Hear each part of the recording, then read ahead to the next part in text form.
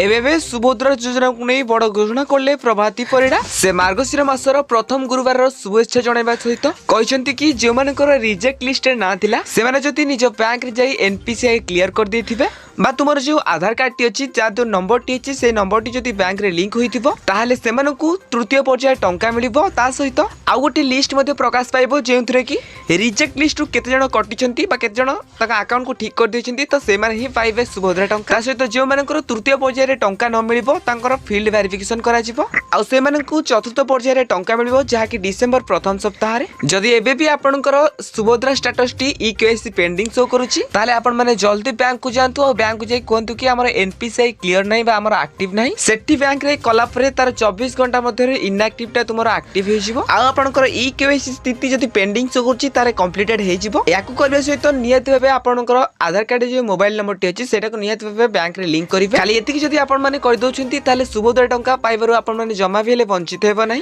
आ जेबे भी सुभद्रा नुवा लिस्ट आसीबो म आपन मानको जणाइ देबी सेति पे आपन माने हम चैनल को सब्सक्राइब करि पहलो नोटिफिकेशन को ऑल सेट कर दियंतु आ हां जदि वीडियो टी गुरुत्वपूर्ण लागुची ताले नियत भाबे वीडियो को लाइक करंतु आ जहां भी डाउट रहउची तो नियत भाबे कमेंट बॉक्स रे कमेंट करंतु।